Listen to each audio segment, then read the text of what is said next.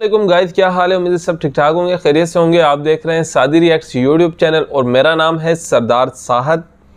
तो आज मैं इस वीडियो के ऊपर रिएक्शन देने जा रहा हूं यार। बहुत ही अमेजिंग आउटस्टैंडिंग वीडियो होने वाली है, क्योंकि इसके टाइटल से पता लग रहा है भाई 11 thing date only Indian Muslim can do. 11 ऐसी चीज़ें जो सिर्फ इंडियन मुस्लिम्स कर सकते हैं और पूरी दुनिया में जो मुसलमान हैं वो नहीं कर सकते। शायद मेरे ख्याल में इसका यही मतलब बन रहा है कि भाई 11 चीज़ें जो इंडियन मुस्लिम कर सकते हैं कि फ्रीडम ऑफ स्पीच इंडिया में क्या है। मेरे ख्याल में यही बताएंगे इस वीडियो में। तो आइए चलते हैं, वीडियो देखते हैं और उसके बाद देते हैं अपना रिएक्शन।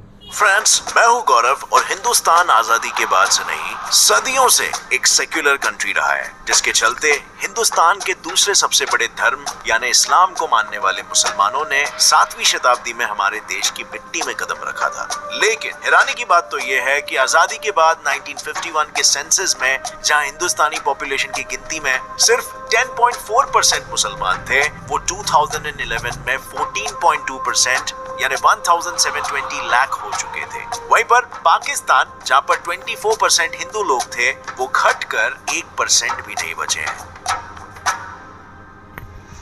अब इससे ये बात तो साफ नजर आ रही है कि कौन सा देश माइनॉरिटी को बढ़ावा दे रहा है और कौन सा नहीं। पर हमारे हिंदुस्तान के इसी सेक्युलरिज्म की वजह से, जहां दूसरे देश मुसलमानों को टेररिज्म के नाम पर उन्हें त्योहार तक मनाने नहीं देते, उन्हें बेसिक राइट तक नहीं देते, और अगर दे भी दे तो उसके लिए उनकी परीक्षा लेते हैं, वही हमारे यहाँ पर इन्हीं चीजों को आजादी मिलती है। Things that only Indian Muslims can do.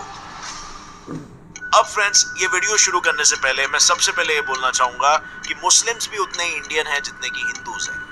ये कोई कैटेगराइजेशन नहीं है जो हम इस वीडियो के थ्रू कर रहे हैं, बल्कि हम ये एक इंटरनेशनल, एक वर्ल्ड के पर्सपेक्टिव से बता रहे हैं कि as compared to other countries India कितना टॉलरेंट है, ये बताने के लिए, ताकि इससे यूनिटी और भी ज्यादा बढ़ सके। जिस तरीके से मुस्लिम पॉपुलेशन बढ़ रहा है, 2050 तक इंडिया में दुनिया भर के मुकाबले सबसे ज्यादा मुस्लिम्स होने वाले हैं। तो चलिए पता लगा पाते हैं कि इंडिया में मुस्लिम्स को कौन कौन सी फ्रीडम मिलती है जो दूसरे देशों में शायद नहीं मिलती।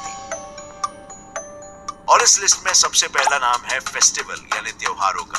अब ईद से लेकर रमजान और मुहर्रम, हमारे देश के मुसलमानों को हर एक त्योहार मनाने की आजादी है। वहीं चाइना जैसा देश, जो पाकिस्तान और कई सारे इस्लामिक कंट्रीज का सच्चा दोस्त बना भाई, चाइना में तो बहुत ज्यादा पाबंदियां हैं। रीजन में बसे हुए मुस्लिम बच्चों, गवर्नमेंट और एजेंसी बेड़ा गर्क किया हुआ है चाइना ने भाई। यहाँ तक कि लोकल अथॉरिटीज में मौजूद किसी भी मुस्लिम को रमजान तक सेलिब्रेट करने का मौका नहीं। सही कह रहे हैं। और अब खबरें ऐसी है कि मौका देने के बावजूद लोग डर के मारे रमजान नहीं रख रहे हैं, क्योंकि उन पे जो अत्याचार होगा वो उन्हें पहले से ही पता है।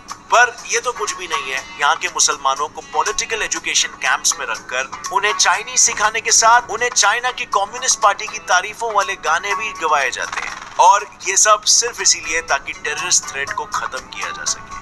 और आपको तो पता होगा, कम्युनिज्म कोई भगवान में नहीं मानता है, तो कम्युनिस्ट गाने मुस्लिम्स को क्या सिखा रहे हैं, इस बात से आप खुद ही अंदाजा लगा सकते हैं। लेकिन ये इकलौते नहीं है। डेनमार्क के घेटो नेबरहुड्स में, यानी वो जगह जहां लार्ज पॉपुलेशन ऑफ माइनॉरिटी रहती है, वहां रहने वाले बच्चों के लिए ये लॉ है कि वो हफ्ते में 25 घंटे अपने पेरेंट्स से दूर रहेंगे, और इस 25 घंटों में उन्हें डैनिश वैल्यूज, क्रिसमस और ईस्टर ट्रेडिशन सिखाया जाएगा। जिसका रीजन यही है कि ऐसा करके वो उन बच्चों के मन में सेक्युलरिज्म का बीज बोना चाहते हैं और टेररिस्ट थ्रेट्स को खत्म करना चाहते हैं। पर इसका ऑपोजिट हमारा इंडिया है, जिसके पास 3 लाख मस्जिद है, जहां जाकर ये अपने वैल्यूज और टीचिंग को फॉलो कर सकते हैं। और हैरान कर देने वाली बात तो ये है कि ये नंबर बाकी सारे मुस्लिम देशों से भी बड़ा है।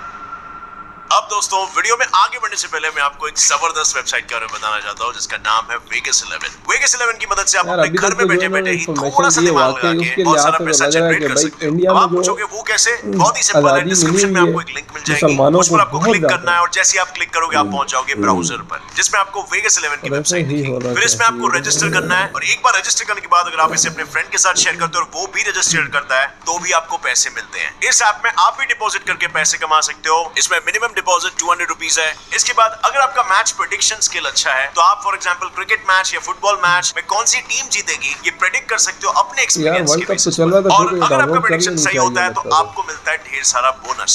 एक स्पेशल दिवाली ऑफर भी चल रहा है यहाँ, जो कि हाईएस्ट बोनस $1 मिलियन तक मिल सकता है। जितना ज्यादा आप डिपॉजिट करोगे उतना हायर प्राइस आप जीत सकते हो। बट वंस अगेन, अगर आपके मैच प्रेडिक्शन स्किल्स अच्छे हैं और आप सही में उस स्पोर्ट के फैन हो, तभी आप इसे खेलना, जिससे आप जीत सकते हो। हर डिपॉजिट को एक बोनस तो मिलता ही है जो अनलिमिटेड है, और एट द एंड प्लेयर्स के टोटल डिपॉजिट को कैलकुलेट किया जाता है और एक बिग अवार्ड भी मिलता है उनको जिन्होंने हाईएस्ट डिपॉजिट किया हो। So click on the link in the description to make sports more entertaining.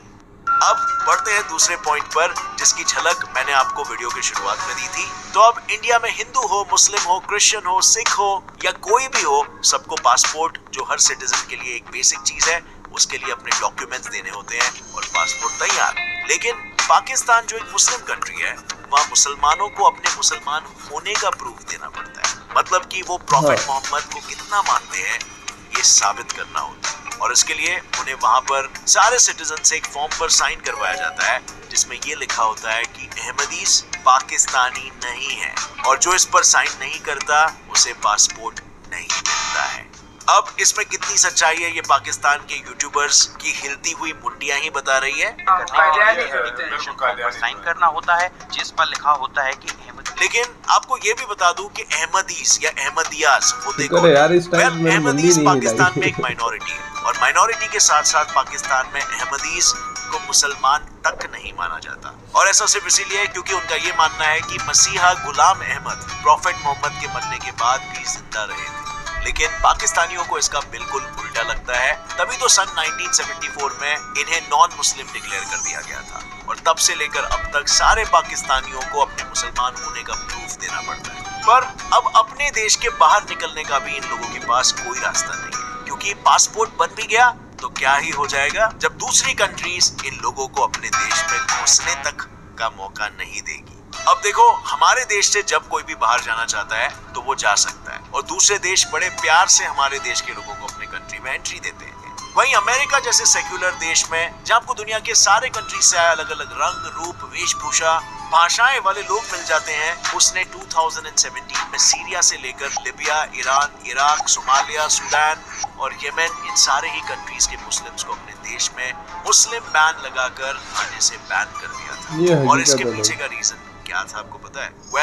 इसका रीजन था टेररिज्म, जिससे अपने देश को बचाने के लिए एक्स प्रेसिडेंट डोनाल्ड ट्रम्प के और जिसे अमेरिका के नए प्रेसिडेंट जो बाइडेन ने अपनी कुर्सी पर बैठकर पहले दिन ही हटा दिया। पर अब लोग इस बैन को हमेशा हमेशा के लिए भुला देने के लिए बिल पास करवाना चाहते हैं, जिससे फिर कभी भी कोई प्रेसिडेंट इस तरह के बैन ना लगा सके, और फिर कभी एक माँ अपने बच्चे से, एक भाई अपनी बहन से, एक बच्चा अपने परिवार से बस एक लॉ की वजह से बिछड़ ना जाए। अब फ्रेंड्स, आपको पता होगा हर साल 3 मिलियन यानी कि 30 लाख मुसलमान अल्लाह की दुआ पाने के लिए हज जाते हैं, और हमारे हिंदुस्तान से सन 1954 से ही मुसलमानों को अपने हज जाने की दुआ को पूरा कराने के खातिर सब्सिडीज यानी कि मदद दी जाती रही। इसमें उनके आने जाने के लिए मिलने वाला एयर इंडिया का सऊदी अरब तक का सफर भी शामिल था।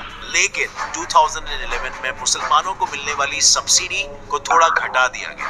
मतलब जिस सब्सिडी के लिए हमारा देश 2013 में $100 मिलियन यानी 749 करोड़ रुपीस दे रहा था, उसे 2016 में कम करते हुए $75 मिलियन यानी 561 करोड़ रुपीस कर दिया गया। और 2017 में गवर्नमेंट ने इस सब्सिडी को ही रोक दिया। लेकिन इस सब्सिडी को रोकने के पीछे गवर्नमेंट का अपना कोई स्वार्थ नहीं था, बल्कि मौलाना महमूद ए मदानी जो राज्यसभा के मेंबर थे, उन्होंने ये बात सामने रखी कि हज के लिए सब्सिडी लेना इस्लामिक शरिया के खिलाफ है, क्योंकि कुरान में ये साफ साफ लिखा है कि मुस्लिम्स को हज पर अपने रिसोर्सेज से ही जाना चाहिए।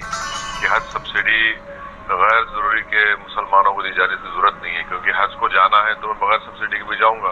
और इसी के चलते इंडियन गवर्नमेंट ने करीबन 70 सालों से चली आ रही हज सब्सिडी की प्रथा को तोड़ और छोड़ दिया। और आपको ये जानकर हैरानी जरूर होगी कि ये प्रथा सिर्फ इंडिया में ही फॉलो होती थी। ऐसी कोई प्रथा किसी इस्लामिक कंट्री में नहीं की जा रही, जबकि दुनिया में 50 हैरानी की बात है यार कि मुस्लिम कंट्रीज में इस तरीके का कोई कानून नहीं था, बल्कि इंडियन गवर्नमेंट जो है वो सब्सिडी दे रही थी। अपने ही देश में अपनी मर्जी से जिंदगी बिताने का भी मौका नहीं दिया जाता। यानी कि जीरो फ्रीडम। अब दुनिया में अपनी तानाशाही के लिए बदनाम नॉर्थ कोरिया के किम जोंग उन की तरह चाइना ने अपने लोगों के लिए कोई कंपलसरी हेयर स्टाइलिंग का लॉ नहीं बनाया, लेकिन अपने देश के नॉर्थ वेस्टर्न रीजन के शिनजियांग में रहने वाले मुस्लिम्स के लिए इनका लॉ इतना स्ट्रिक्ट है कि वो बेचेहरे अपने मर्जी के कपड़े क्या अपनी मर्जी की दाढ़ी मूछें भी नहीं रख सकते। लेकिन चाइना अकेला नहीं है जिसने इनसे राइट्स को ऐसे छीन लिया है। दुनिया के कई देशों में जैसे कि ऑस्ट्रिया में फीमेल मुस्लिम्स को पब्लिक में बुर्का पहनना बैन है। फ्रांस और बेल्जियम ने भी 2011 में पूरे फेस को ढकने वाले हिजाब को बैन किया था। वहीं नेदरलैंड्स, स्विट्जरलैंड, रशिया, बल्गेरिया और इटली में भी इस तरह के लॉ पास किए गए थे। और इसे देखकर तो यही लगता है कि बस हमारा इंडिया ही ऐसा देश है जो मेल और फीमेल दोनों को बराबर का राइट दिलाने के लिए, उनकी जिंदगियों को आसान बनाने के लिए, एजुकेशन से लेकर उनकी वोटिंग तक हर राइट के लिए उनके साथ खड़ा रहता है। जैसे इंडिया ने मुस्लिम औरतों के लिए मुस्लिम कम्युनिटी से लड़कर 2019 में ट्रिपल तलाक जैसी सदियों से चलती आ रही प्रथा को एक क्रिमिनल ऑफेंस घोषित कर दिया, जिससे हजारों लाखों महिलाओं की जिंदगियां बच पाई। और अब आगे बढ़ने से पहले एक सवाल, क्या आपको पता है इंडिया के टोटल नंबर ऑफ प्रेसिडेंट्स में से 5 प्रेसिडेंट्स मुस्लिम रह चुके हैं, जबकि शायद ही कभी पाकिस्तान में किसी हिंदू इंसान को इतनी ऊंची पोस्ट पर बैठाया गया। और प्रेसिडेंट तो दूर की बात, कई इस्लामिक कंट्रीज में तो उनके किंग और प्रिंसी गवर्नमेंट की लगाम अपने हाथ में लेके बैठते हैं। मतलब लोग वोट करे या ना करे, देश की भागदौड़ इन लगाम थामे ये तो असल में। और ऐसे कंट्रीज में लेडीज का हाल तो इतना बेहाल अल्लाह का शुक्र है जहाँ पे मुसलमानों को इक़्तिदार मिला है, जिनकी कोशिश होती है कि मरने तक जो है ना वो इक़्तिदार हाथ से जाने नहीं देना करने का मौका मिला था। लेकिन तब भी उस देश के 1.35 मिलियन यानी कि 13.5 लाख आदमियों के मुकाबले में सिर्फ 1,30,000 औरतों ने वोटिंग किया था। इसी तरह अफगानिस्तान से लेकर पाकिस्तान और कतार के भी हालात कुछ ऐसे ही है। नहीं, पाकिस्तान में भाई, पाकिस्तान में औरतें वोट हमारे देती इंडिया हैं, में माइनॉरिटी होने के बावजूद भी मुस्लिम्स की सिर्फ सुनी ही नहीं जाती, बल्कि उन्हें हर हिंदू की तरह बराबर के वोटिंग राइट्स भी दिए जाते हैं ताकि वो अपनी राय देश के आगे रख सके। पर फ्रांस जैसी कंट्री जहां 2016 में 29% फ्रेंच लोग मुस्लिम्स के लिए नेगेटिव व्यू रखते हैं, ऐसा सर्वे हुआ था, वहीं पर पिछले 6 सालों में हुए टेरर अटैक्स के चलते 2020 में ये नंबर 79% तक पहुंच गया था। और इन्हीं सब के चलते फ्रांस में मुसलमानों के ऊपर कई तरह के लॉज लगाए जाने का प्रेशर उन पर अब बना हुआ है। पर फ्रेंड्स, हमने दूसरे कंट्रियों के बारे में तो ये सब जान लिया, आपको क्या लगता है दुनिया का मुस्लिम्स को लेकर जो नजरिया है, क्या वो सही है, या फिर हमारे देश इंडिया का क्या एक कम्युनिटी के कुछ रैडिकल एलिमेंट्स की वजह से पूरे कम्युनिटी के साथ ये व्यवहार करना सही है? और इन सभी सवालों के साथ एक सवाल ये भी उठता है कि क्या सारी दुनिया गलत और मुस्लिम कम्युनिटी सही है? और साथ ही में जो एजुकेटेड मुस्लिम्स हैं, क्या वो अपने रैडिकल लीडर्स के अगेंस्ट खड़े रह सकते हैं जहां पर जरूरत हो और जहां पर वो गलत हो? क्योंकि अगर ये सब नहीं हुआ तो दुनिया शायद उन्हें इसी नजर से देखे जिस नजर से वेस्ट देख रहा है। क्योंकि अगर हम अपने रिलीजन के रैडिकल मगर गलत लोगों के अगेंस्ट नहीं जाएंगे तो फिर जब हमारे साथ गलत होगा तो हमारे साथ कौन खड़ा रहेगा? With that said, friends, उम्मीद है इस वीडियो से ये चीज साफ हो गई है कि इंडिया एक अच्छा एग्जाम्पल है कि 2 रिलीजन आपस में पीसफुली कोएग्जिस्ट कर सकते हैं। ऑब्वियसली चीजें एकदम परफेक्ट नहीं है, लेकिन it's still a lot better than other countries. अगर आपको इस वीडियो से कुछ सीखने मिला तो एक लाइक जरूर ठोकना। Gets it fly fact guys, ये थी वीडियो यार, बहुत ही जबरदस्त इंफॉर्मेटिव वीडियो, और मेरी यकीन मैंने आंखें खोल दी इस वीडियो ने एक तरह से। और मैं अगर आपको बताऊं तो उसकी वजह क्या है, क्या वजूहात थी।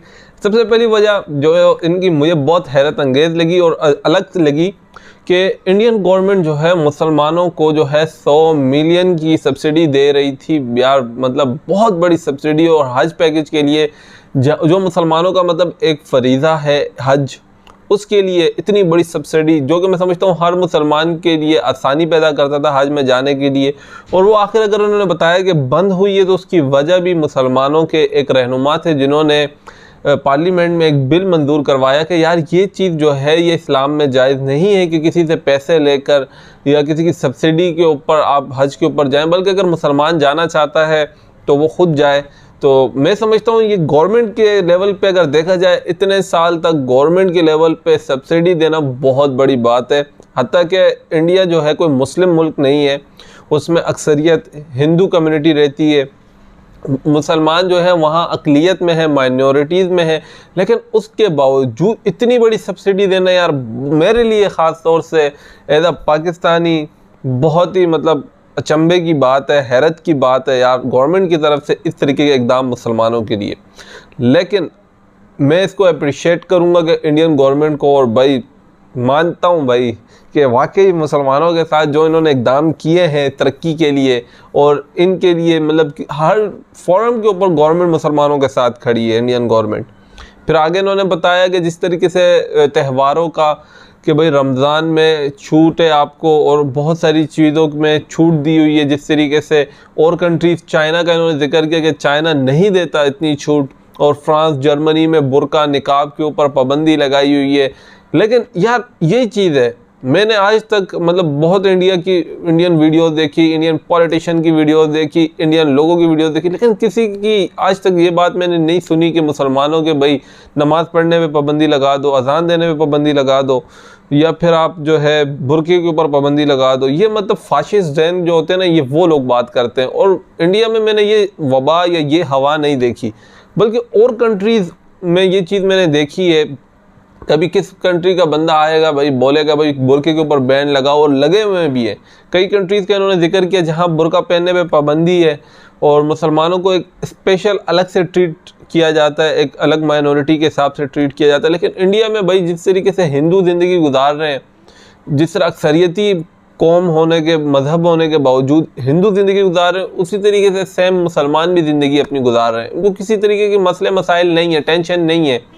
और कई जगहों पे देखें जहाँ पे मुसलमानों पर पाबंदियाँ हैं, चाइना में, वहाँ पे पूरी दुनिया बात नहीं करती, और जहाँ पे मुसलमान अमन से मैं समझता हूँ रहते हैं। और जिस तरीके से इन्होंने बताया कि स्टार्ट में आबादी मुसलमानों की बड़ी है इंडिया में, बहुत हैरत अंगेज़ बात है।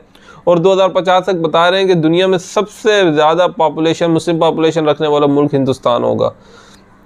तो मतलब आप अंदाज़ा यहाँ से लगाएं कि एक कौम जिसके ऊपर जुल्म होता है उसकी आबादी कभी नहीं बढ़ती है, जो अमन में होती है, जो खुशहाल होती है, उन्हीं की आबादियाँ बढ़ती हैं और वही लोग तरक्की करते हैं। जिस तरह उन्होंने बताया कि 5 जो है सदर उनके मुसलमान थे। मुझे नहीं याद पड़ता कि पाकिस्तान में कोई ऐसा सदर हिंदू रहे हों, और एक थे जस्टिस थे, चीफ जस्टिस गालिबन भगवान दास गुजरे हैं, और हाँ एक सिर्फ गुजरे हैं, वो भी कितने मतलब ख़ास टाइम के लिए नहीं रहे। तो इस तरीके से मतलब कि इंडिया में अगर देखा जाए तो पाकिस्तान के कंपैरिजन किया जाए तो नहीं बनता, चाइना का किया जाए तब भी नहीं बनता। पूरे वर्ल्ड के अगर किसी और कंट्री का जहाँ पे मुसलमान अक्सरियत में रहते हैं, मतलब माइनॉरिटी में की तरह रहते हैं, लेकिन तादाद बहुत ज़्यादा है, वहाँ पे भी इंडिया की तरह उन्हें ट्रीट नहीं किया जाता। यार मेरे लिए ये वीडियो बहुत ही हैरत अंगेज़ थी और चौंका दिया मुझे इस वीडियो ने, लेकिन वीडियो बहुत ही ज़बरदस्त थी। तो ये गाइज़ ये थी वीडियो। अगर आपको अच्छी लगी है तो लाइक कर दें, अगर अपनी राय का इजहार करना चाहें तो कमेंट्स के अंदर कर सकते हैं। मिलते हैं इंशाअल्लाह फिर नेक्स्ट वीडियो में। अस्सलाम वालेकुम।